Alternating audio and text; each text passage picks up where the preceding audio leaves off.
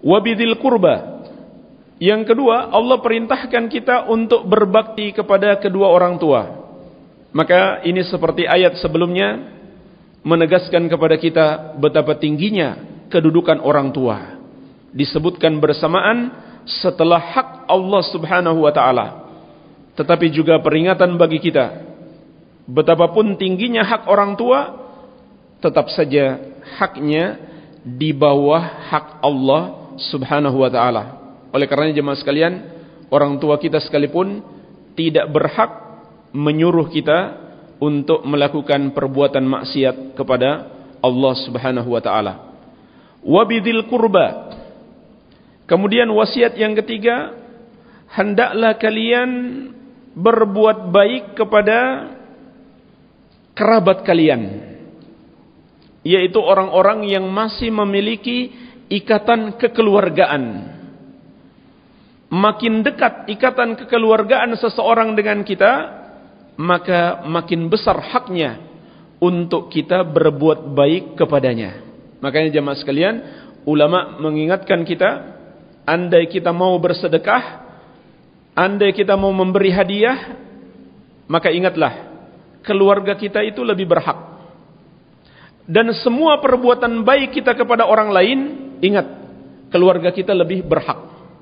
Apa saja perbuatan baik kita kepada orang lain, keluarga kita lebih berhak.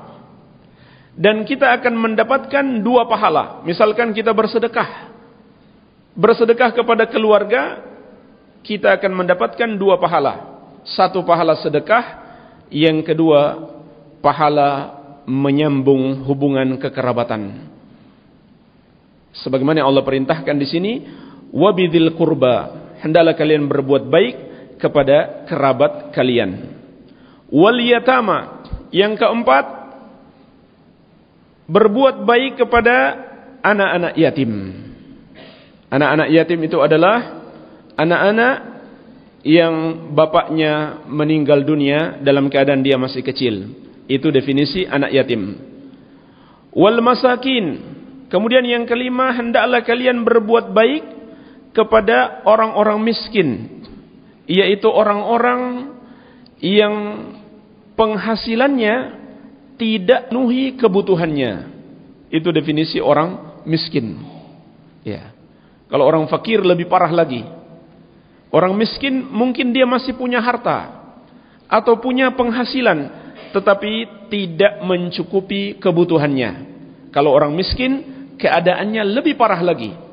Ya. Afwan, orang fakir keadaannya lebih parah lagi. Ya. Kemudian yang keenam, wal jari dzil qurba. Hendaklah kalian memperhatikan dan berbuat baik kepada tetangga yang terdekat. Kemudian yang ketujuh, wal jaril junubi. Tetangga yang jauh. Jadi yang keenam dan ketujuh, Allah perintahkan kita untuk berbuat baik kepada tetangga. Dan Allah memerintahkan kita dengan skala prioritas. Yang terdekat itu lebih berhak.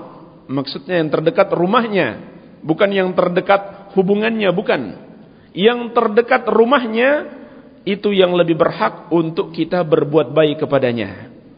Tetapi Allah juga mengingatkan, yang jauh pun memiliki hak. Jadi semua harus kita berusaha untuk berbuat baik. Kemudian yang kedelapan, wassahibi bil jamb, dan teman dekat.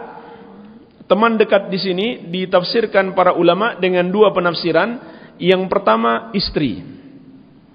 Yang kedua, teman di dalam perjalanan. Ya. Ini makna teman dekat, ada dua penafsiran ulama. Bermakna istri atau teman di dalam perjalanan. Jadi misalkan kita dalam satu bus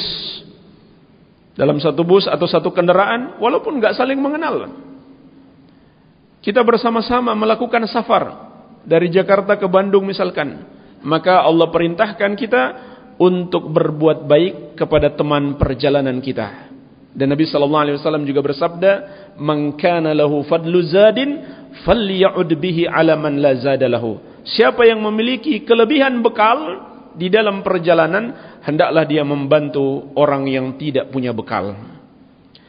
Wabnis sabil, dan yang kesembilan, hendaklah kalian berbuat baik kepada ibnus sabil, yaitu kepada para musafir.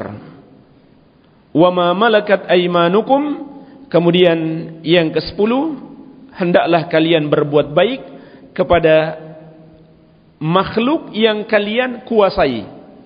Para ulama menjelaskan makhluk yang kalian kuasai ini mencakup para budak, andaikan kita punya budak, juga mencakup hewan-hewan yang kita miliki. Hewan-hewan yang kita miliki, maka inilah wasiat yang ke-10 atau hak yang ke-10 Allah jelaskan kepada kita, mereka punya hak. Dan Nabi SAW pernah mengingatkan, ada seorang wanita yang masuk neraka gara-gara seekor kucing. Kenapa jemaah sekalian? Kucingnya dia kurung sampai mati, nggak diberi makan. Dia nggak lepaskan, cari makan sendiri, dan dia nggak beri makan, dia kurung sampai mati. Maka dengan sebab itu dia masuk neraka. Ya. Ini menyakiti binatang, apalagi menyakiti manusia yang lebih mulia daripada binatang. Ya.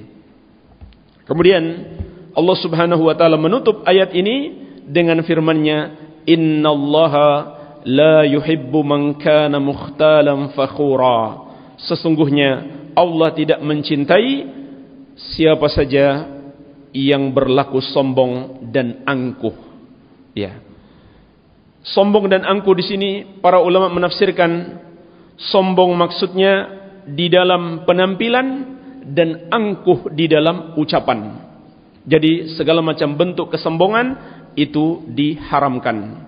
Inilah jemaah sekalian penjelasan ringkas ayat yang menjelaskan tentang 10 hak.